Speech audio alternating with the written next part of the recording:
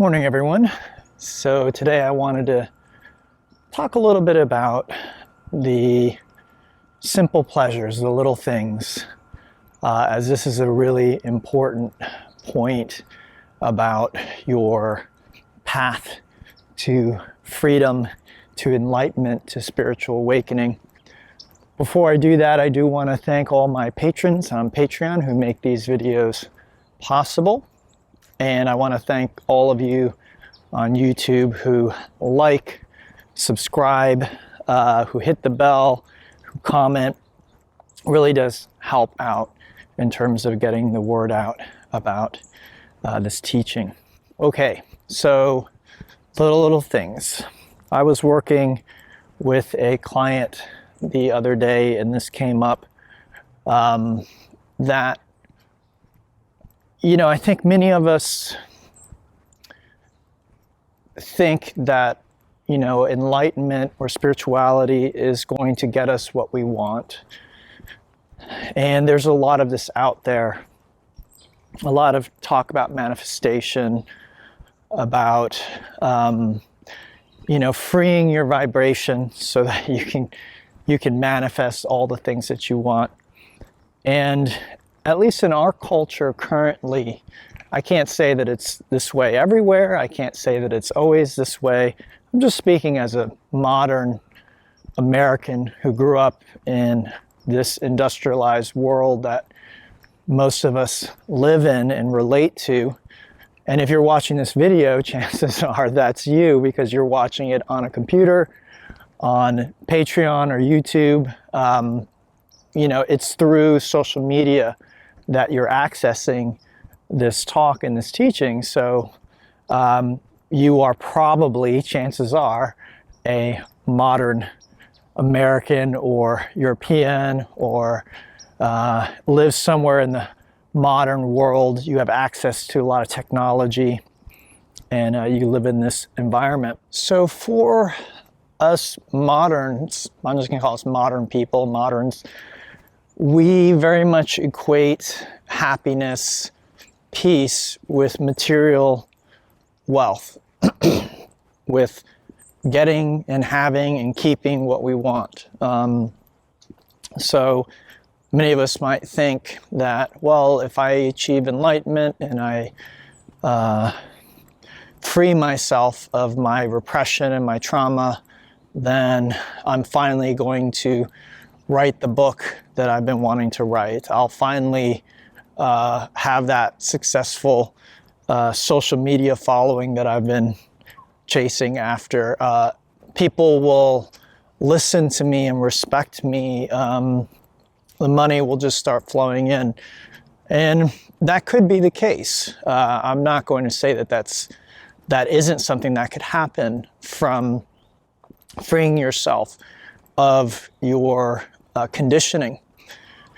However, the thing that maybe is not talked enough about in all of this dialogue is my experience with the little things. And just reading other teachers and seeing things, this is not just my experience. It really is a very important part of the awakening, you could say process, or the outcome of awakening. And it's something that, again, in my opinion, it's not really discussed enough. So what are we talking about? Well, when I was talking with this client, I pointed out that really one sign that we are moving in the right direction, and this is something I want you, if you are a student of mine, if you are someone who is following this teaching and trying to benefit from it, I want you to check this in your own experience and just be honest with yourself. What we want to experience is not necessarily some kind of big spiritual bang, not necessarily, again, all of a sudden, we become a great success in the world. Believe me, there are many people who have both had success in the world or have success in the world who are not embodied or enlightened. And I'll say this, likewise, there are people who have had very profound spiritual experiences, mystical experiences, and their ego has just taken that and they're not living an enlightened, embodied life, just the opposite of it.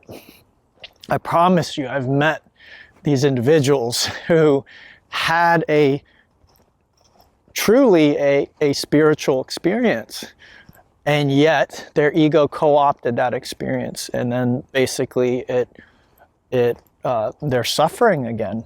This is really the measure, okay?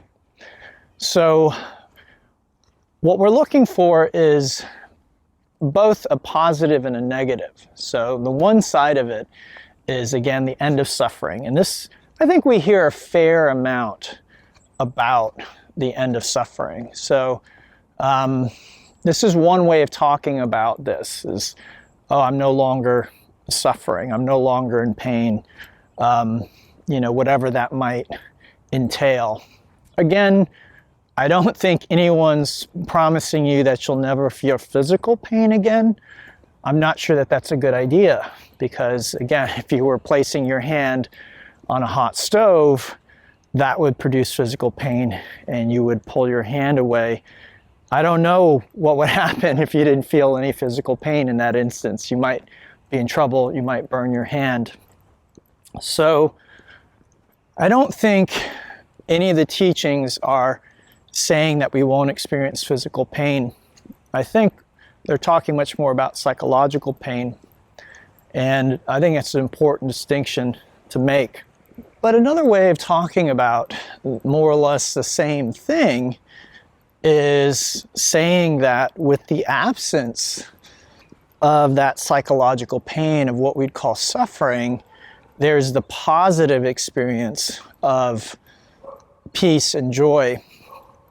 Now, I feel that this is an important point because some people on the spiritual path, they get stuck as the witness. That's one way of calling it.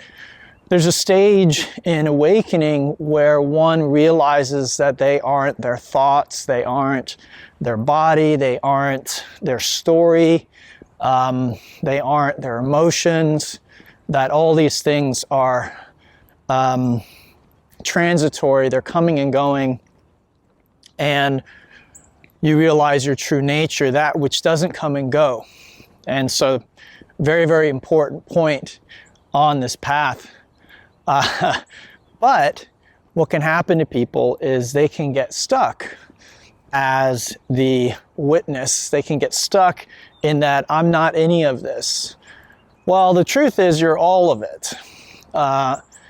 You aren't your body alone, but you are your body, you're also the sidewalk, you're also these houses, you're everything.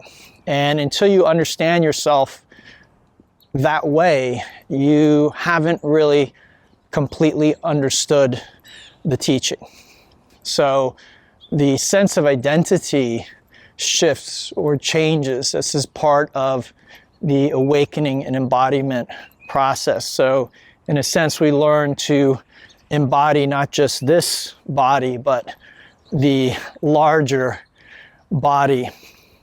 So it's important that we don't get stuck as a witness. We don't get stuck with the neti teaching, the non-dual teaching that I am not any of these forms that arise within awareness. I'm actually all of the forms. Yes, in a sense, I'm none of them because I can't identify with any one or stay identified with any one because the form will disappear and that which the form arises in will remain ultimately. But the truth is, when a form is present, and if I am present with that form, I am not separate from that form. There is zero separation. between the awareness and the form that is arising. So when we get stuck as the witness, usually that is a good sign that there is emotional repression, that there are things from my past, maybe due to trauma or strong conditioning, childhood conditioning. There are things from my past that I am afraid to look at, to experience. So what does all this mean? Well, it's a good measure of where we are and what's going on with us. So, if you have had an enlightenment awakening experience, this is great.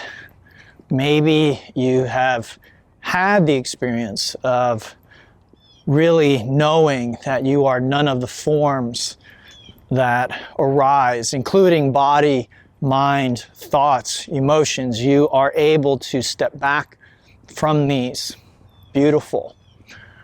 But if you're not experiencing the enjoyment of the simple pleasures in life, then you are probably not embodied. And what that means is you have conditioning that is unconscious, that you can't see, you don't know it's there. You consider it a part of yourself.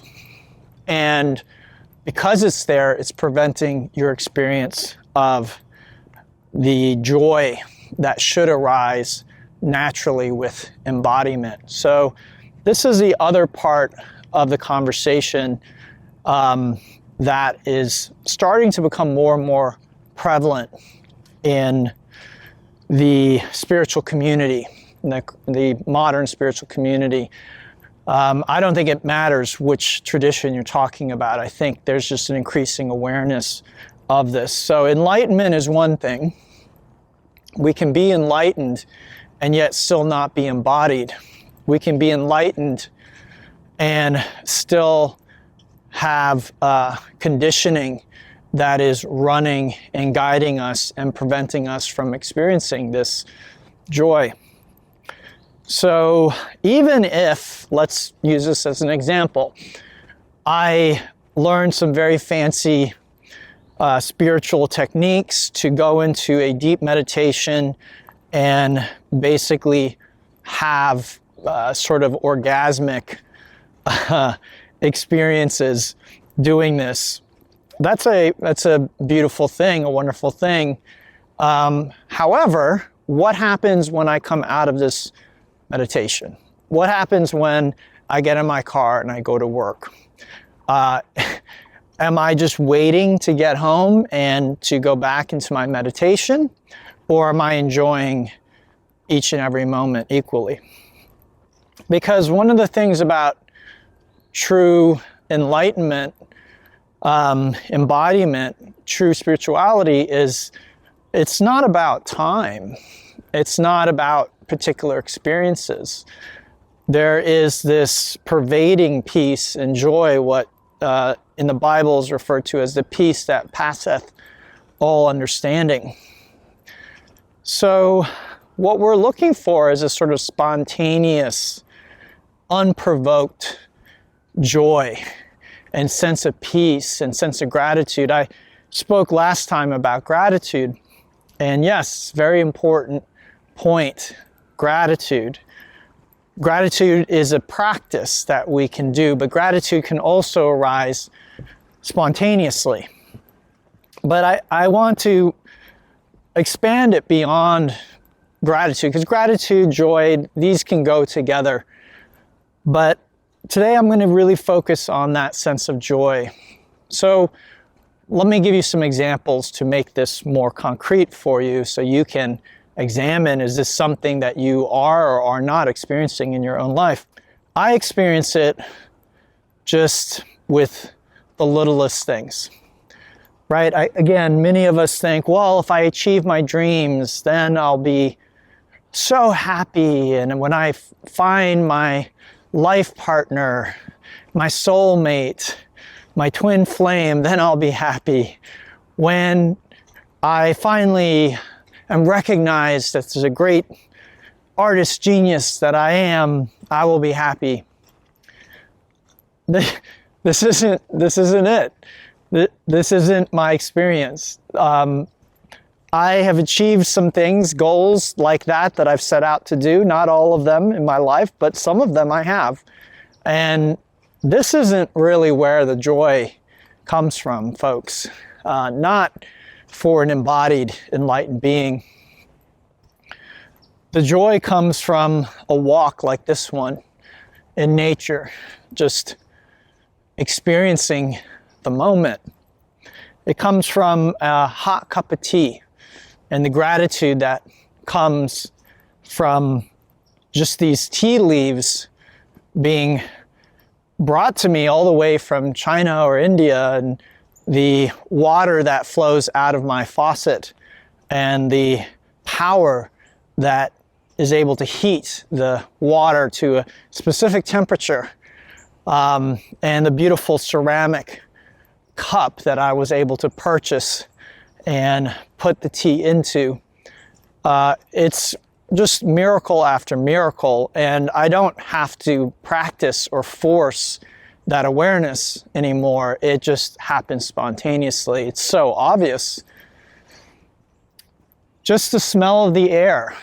This morning, it's so crisp and clean, and it just fills me with the sense of joy at being alive. I don't need something special, something quote unquote magical. I don't need a miracle to happen to feel that gratitude and to experience that joy, because it's all a miracle. And that's obvious to the enlightened and embodied being. The enlightened person may recognize that it's a miracle. So they may be able to intellectually say, yes, all life is a miracle. And yet they won't physically experience that in their body, because their body is essentially blocked. Again, because of repression, because of conditioning, because of programming. So while this is a rather nuanced point, and it's not one that I am aware of is discussed at length in the wisdom traditions that I've studied anyway, there isn't a clear distinction made there between enlightenment and embodiment. In fact, I think that there was an assumption that maybe with enlightenment comes embodiment. The exception to this is in one of my favorite Zen teachers, his book. He talks about how after enlightenment, Zen masters of old would spend decades, not months, not weeks, not years, decades, polishing themselves. That's the word he used. Polishing themselves. What is he talking about? Cleaning up the mess. Some of you have seen my talk on wake up and then clean up, okay? So waking up is one thing. I've helped many people wake up. If anything, that's the easy part, folks. That's the fun part. That's not that difficult. The cleanup part is where things really get challenging.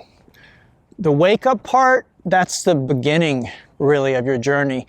I can't say that completely because, honestly, for many people, the beginning is actually being called to do the work. So some of you have had that experience. Maybe before encountering my teaching, you felt an interest in spirituality. Maybe that's what drew you to yoga. Or to watch these videos. So just that sense of, I don't understand this, I don't know what's going on, but something is drawing me to this. That's the calling. And that's, you could say, really the beginning. But in many ways, your spiritual awakening, whether it is a Big Bang type spiritual awakening, kind of, whoa, event, what one of my teachers calls an event spiritual awakening, right? Whether it's one of those or it's a very gradual, slow process of realizing that your perspective has changed, how you react has changed. Either way, your awakening is really the beginning of a process of cleaning up your conditioning that is in your body. Now, there are examples and stories of people who seem to wake up and, for the most part, are rid of most of their conditioning in one go. But I think these are the exception, not the rule. And there's also some indication that these individuals also had to do some cleaning up. Whether it took a long time or not, that's a different story, but every indication is that they had to do that. So this is something for you to use. It's another tool. It's another barometer for where you are in your journey. Again, it's not about success or failure. I've had my heart broken recently. I'm going through, I'm struggling with certain things that are work related. There are many, many challenges in my life at this very moment. So again, I think the temptation is, and the way social media often presents people like me, is like, I have everything figured out and everything is awesome, and I'm just, telling you what you need to do to achieve what I've achieved. No. Again, this doesn't have to do with figuring everything out or having a perfect life. I do not have a perfect life. I have challenges that arise constantly. But what I want you to look for, again, is these simple pleasures: a breeze, the smell of the air, getting in bed and feeling safe and secure after a long day's work. Just that gratitude that arises naturally at having a bed, having a warm blanket to put over you on a cold winter's night, like last night. It relates with the practice of gratitude, because gratitude can begin to rewire your brain in this way. But it's not strictly the practice of gratitude. It's, again, a measure. If you're finding gratitude difficult to practice, this is also a great measure. Because what that means is you don't feel grateful because, again, your body is not allowing that. Why? Because of unconscious conditioning. Now, some of you might think I talk about inquiry a lot and embodiment a lot because I'm maybe trying to make a sales pitch. It's actually the other way around. I am talking about it a lot because I see these tools as the most powerful tools that I have as a teacher, as a guide, to help you with.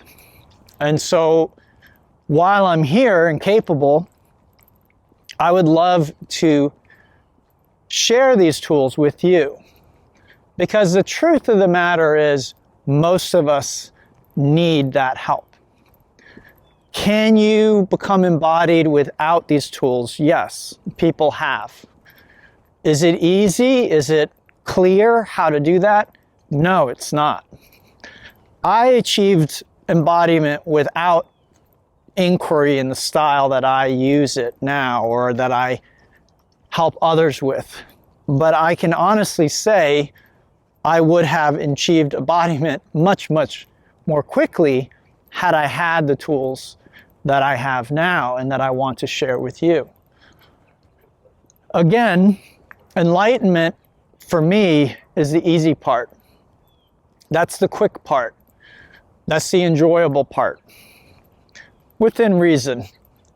The embodiment part is really where the work begins. So when your enlightenment has happened, the work of embodiment should begin.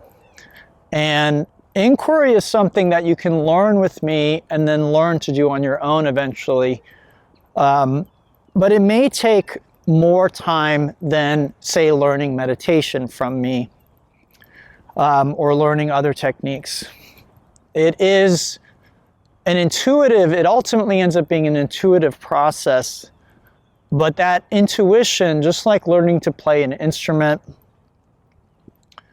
where that becomes intuitive as well, it requires a fair amount of practice first. And if you can learn from someone who really has a handle on how to use the tools, this is really the best. So the simple things, the simple pleasures, I want you to look for these in your experience. Are you experiencing them? If yes, then this is a very good sign. Does it mean you don't have any repression? Does it mean that you don't have things to work through? No, that doesn't mean that, but it's a very good sign again. It is saying that you're likely moving in the right direction. What you're doing is working, and keep on doing what you're doing. Keep an eye out. When the joy drops out, the peace drops out, unless it's a dark night, then look for help, spiritual help. I'm not saying you have to get it from me, but find a way to get the joy and peace back, because that is your birthright as a human being, irrespective of condition. And this is, again, a measure we want to look out for, this sense of possibility, regardless of age, regardless of situation, the enjoyment, the not knowing, the don't know mind is so open and so free and just filled by the forms that arise within it. The only thing that can block that, again, is sort of human thought and conditioning, conscious, both conscious and unconscious. And this is the key. I'd say possibly enlightenment is more about our conscious thoughts, and embodiment is more about our unconscious thoughts. So conscious thoughts we can deal with consciously. Unconscious thoughts we can't deal with because they are unconscious by definition. We don't know what they are. We're not aware of them. We can see their effect, again, by the way we relate with others. We can see their effect, again, by our experience of gratitude and joy. If I am not experiencing those things, if I am suffering, this is another indicator that I have unconscious thoughts, unconscious programs that are running, that are sapping my experience of joy, peace, love. Another measure is compassion, love, right? Does that come forth naturally, easily? And when I say compassion, I'm not talking about, sort of hallmark, sappy, save the puppies, or I have to take every kitten home. This is what in Buddhism has sometimes been referred to as grandmother's love, right? It's not true compassion. This isn't spiritual compassion on a deep level. But true compassion is that compassion arising naturally, easily, or is that still a practice for us? Gratitude, is that still a practice, Or is it something that begins to come forth naturally? Joy. Is joy something I experience a lot? Just life is amazing. Do I feel that? Or is it just intellectual? Again, someone who's not spiritually awake, they may not even feel like life is amazing. They might point to all the problems in the world, all the injustice that they've experienced, and say, life sucks. Life is a struggle. Life is awful. Yes, in one sense, I can agree intellectually. However, when we wake up, we often see that why is there something instead of nothing? All the struggles that we experience as human beings, they create quite a interesting experience. And instead of having this struggle, say for, equality or justice, we could have nothing, just empty space. And maybe you would prefer that, just nothing, instead of this struggle. But why do we human beings pay to go see a film that depicts struggle? If we really hate struggle so much, if we hate the journey, then why would we pay to watch someone else go through a struggle? Right? Maybe we say, well, so we can see the triumph. Yes, but it was only the struggle that allowed the triumph to happen. You could say we don't come to this plane of existence to not experience contrast. Pleasure, pain, good, bad, overcoming struggle, right? All these different things. This contrast is really what makes this experience worthwhile. And with enlightenment, we often can see that. However, the question is, do you feel it? Is your body able to feel what you know to be true in your mind? Can your heart and your gut respond to what you know to be true? Again, maybe you had an event awakening and you had a aha. Okay, does your body reflect that? When you are at a cocktail party and someone's irritating you, when you're on 285 and someone cuts you off, all the different things that you experience in life, are you able to experience that aha, embody that experience throughout your life? I'm not saying that you don't experience natural human emotion. That is a sign of embodiment, actually. So maybe you feel rage or anger in certain instances. Maybe you feel sadness or grief. This is not about not feeling. But what you find with embodiment and enlightenment is that feeling anger, feeling sadness does not take away that joy and that peace that is the foundation of your being. If anything, they enhance it. All right, everyone, thank you for listening. If you haven't already, please like, subscribe, comment, and hit the bell notification if you're on YouTube. If you're on Patreon, thank you so much for your help. And if you're not on Patreon, please consider supporting the work that I do. Until next time, namaste, and have a beautiful, beautiful day.